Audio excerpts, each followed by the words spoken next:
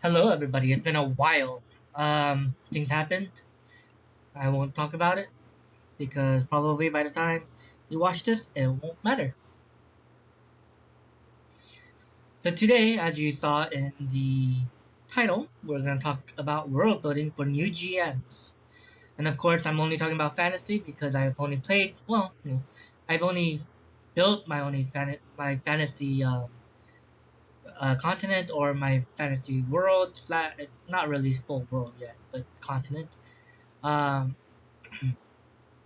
so let's get started. Some GMs start world building with a single village. I, personally, like to start bigger,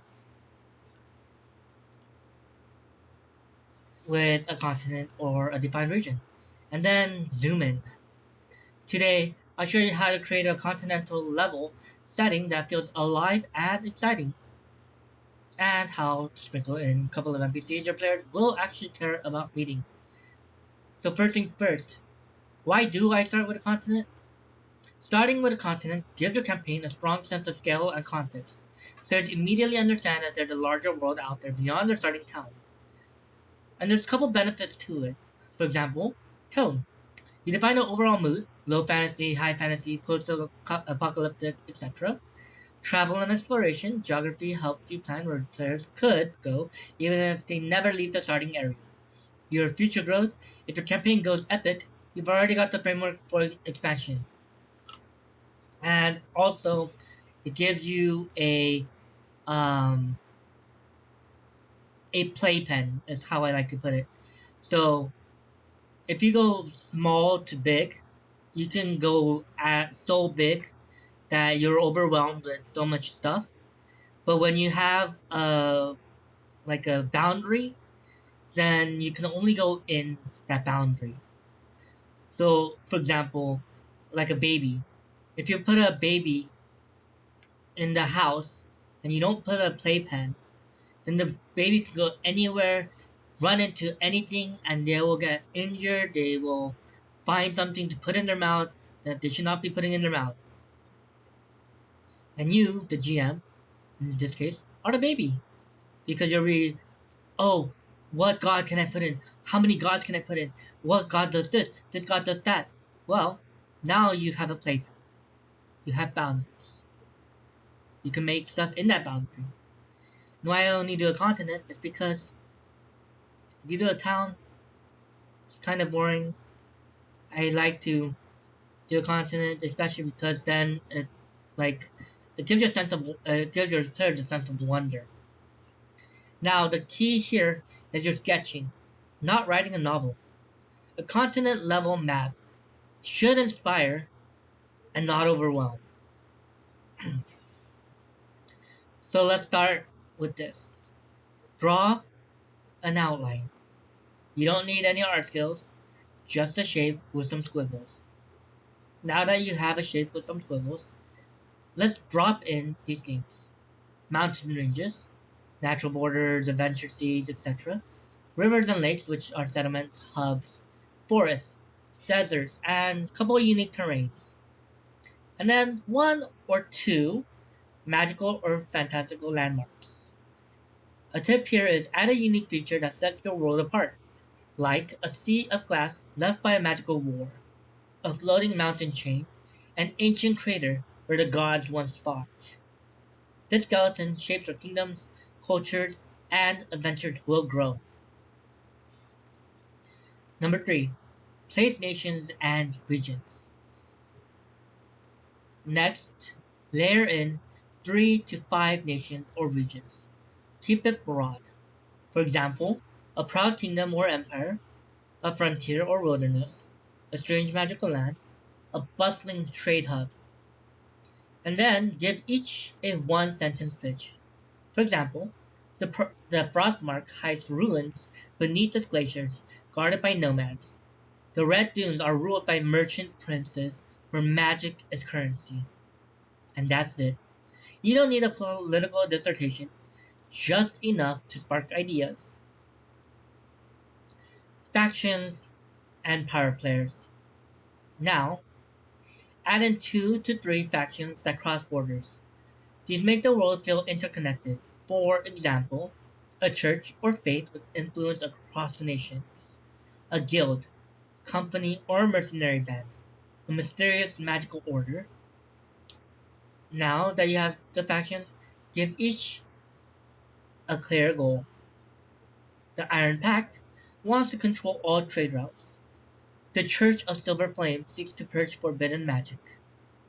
Factions create moving parts that drive story without needing deep prep. Then number 5, history in broad strokes. Skip the massive timeline. Instead, just write 3 big events. An ancient catastrophe, apocalypse, war, some kind of divine event.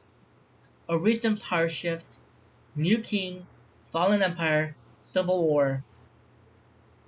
A mystery or unsolved threat. A vanished civilization, rising darkness. These give you lore hooks players can discover naturally during play. Now then, now that we have a starting region, let's zoom in more. Pick the region where your campaign begins and flesh it out. You don't need every detail, just enough to run the first few sessions. A home base, town, city, or stronghold. A few adventure sites, ruins, caves, dungeons, a local NPC or faction presence. This here is your stage where the story kicks off. Speaking of your stage, add NPCs to the stage. Let's bring the world alive. NPCs are the voice of the world. They connect your players to the setting better than any map or lore dump. Create 2 to 3 core NPCs tied to the starting region. For example, the Anchor NPC. Friendly, reliable, introduces players to the world. Captain Edrin Bay, retired adventurer who runs the docks, always sweeping rumors from distant lands. Or a conflict NPC, ambitious, suspicious, or morally gray, pushes against the party's goals sometimes. For example, Lady Verona, a noble with ties to a foreign empire, eager to use the party as pawns. Or the world NPC, someone who connects your small region to the wider continent. Seraphine, the cartographer, a wandering scholar mapping forgotten places who drops hints about ancient ruins and far-off wars. Each NPC only needs 3 things: a name, a goal, a goal, and a quirky little thing. Keep them simple, but memorable. It could even be their name. Reveal the world through play. Don't let your players their pages and pages of history. Let the world emerge organically. A trader complains about threats from a rival nation. A priest preaches about a long forgotten war. An NPC shares a wild rumor about a cursed kingdom.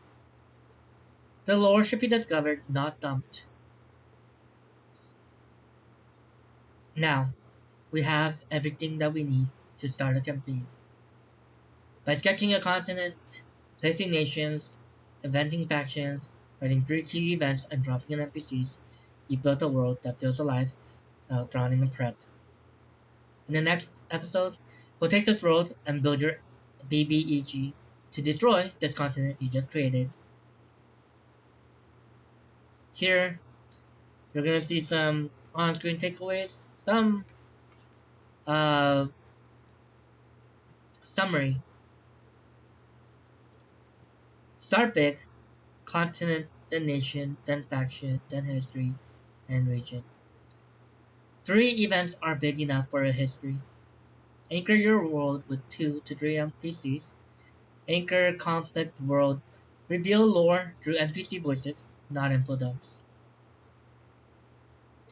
And there you have it. Your own small content. A, a world you can play in. Let me know in the comments if you have any uh, tips For world building that I did not mention, if you like to start small, tell me why. If you like to start big, high five. Tell me how you got to starting big, because I've only seen a lot of people starting small to big. And don't forget to like and subscribe. Thanks for watching.